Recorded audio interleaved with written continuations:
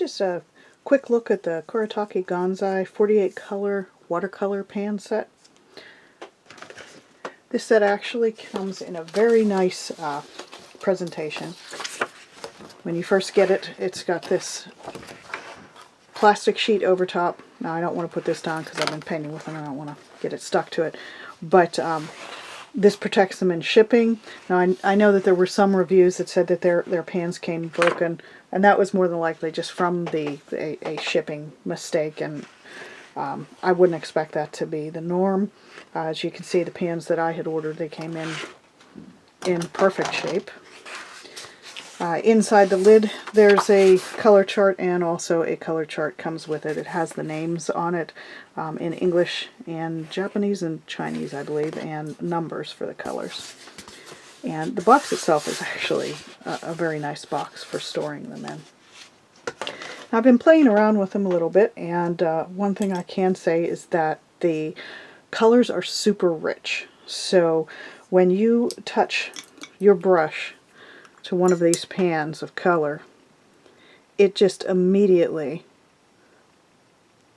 picks up the pigment. There's no having to keep rubbing it and scrubbing at it to try to re-wet it. The re-wetting, and it's a very creamy, smooth paint.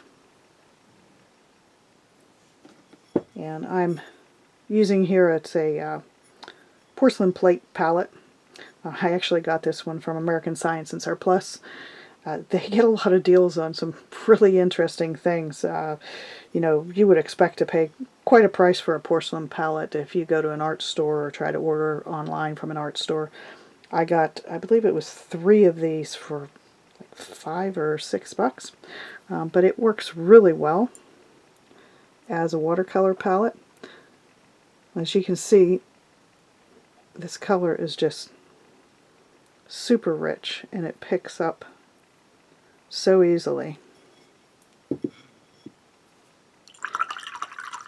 Now, all the colors that I've tried so far are like that. Now, I haven't tried any of these metallics. It looks like there is a pearl, a gold, and sort of a copper color. But let's see what one of these. The exact same experience. Look how well that is. Just immediately it picks up that color. It re-wets. It's a very creamy paint. Now, it's been my experience that most of the Japanese watercolors are going to be more opaque than what you would get with American or European style watercolors. You can get transparency with them. Obviously adding more water, but what I like is that it's so much easier with a Japanese style watercolor to get a very opaque coverage if you desire it. I've got here, this is just a 135-pound watercolor postcard. Really good for testing paints out. Let's wet the surface of this. I actually like these little brushes that hold the water for wetting paper. Well, at least for a small piece of paper. You know that the water's always clean. You don't have to worry that you've reached into the wrong cup on your desk. I keep a cup for clean water and a cup for washing the brushes out. And I'm sure anyone that's done a good bit of painting has had the experience of not paying quite enough attention, and you accidentally get the dirty cup when you reach in to wet your brush, and well, that makes quite a mess. So I'm actually going to use some of these colors off of this palette just to show you how rich they are. I mean, you look at that palette, it doesn't look like there's very much on there. But right off of the palette, that purple that I had been using earlier today just wets right up.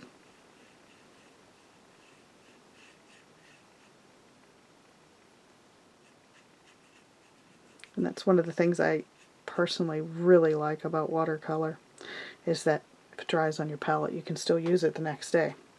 I'm going to pick up some more of that very same lavender color. I'm not sure if you can see in this light, but it's very pale when you put it on with a good bit of water and just a tiny amount of pigment.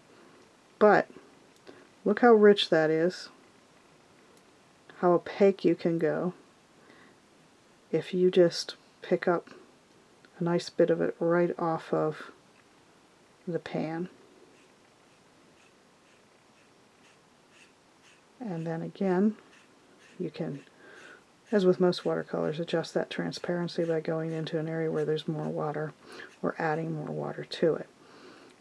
But this is the beauty, in my opinion, of the Japanese watercolors, is you can actually get an almost completely opaque coverage if you want it.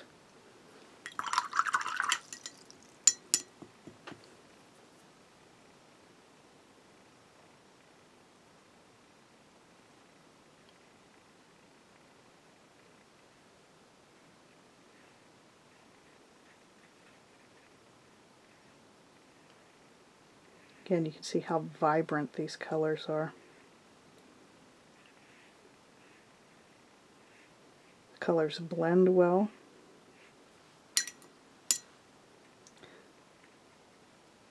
They have that wonderful quality that all watercolors have, where you can just throw some water in and see what kind of a happy accident you come up with. Again, I'm not really trying to paint anything here other than to just show you how the paints work. But you can see that all of the various techniques work with these colors, as you would expect them to. Now let's pick up one of their reds. And again, look at how vibrant these colors are. When you first lay it down, you're going to get that nice, almost opaque. But if you want to pick up a little bit more water and come in with it, rinse your brush off, you can get lovely gradation on these. I would say that, although these are a pricier watercolor, they are very much worth it.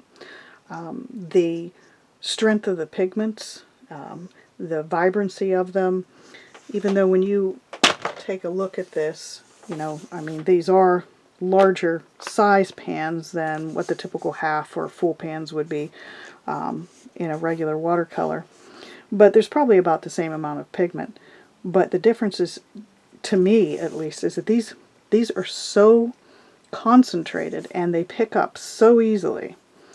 I can see that these are going to last just a very long time. So if you've been on the fence looking at these, wondering if you would want to try them, my recommendation is just, if you can afford them, go for it. Because these watercolors are not going to disappoint. And look at that, even when you're mixing many colors in, I'm not getting mud, I'm getting a vibrant shade of, looks like a bit like olive. Cheaper paints, some of the really inexpensive watercolors that you might see on Amazon. A lot of times when you start mixing multiple colors together, you're going to get mud. These actually mix very nicely. So I'd say give them a try. I'm sure you're not going to be disappointed.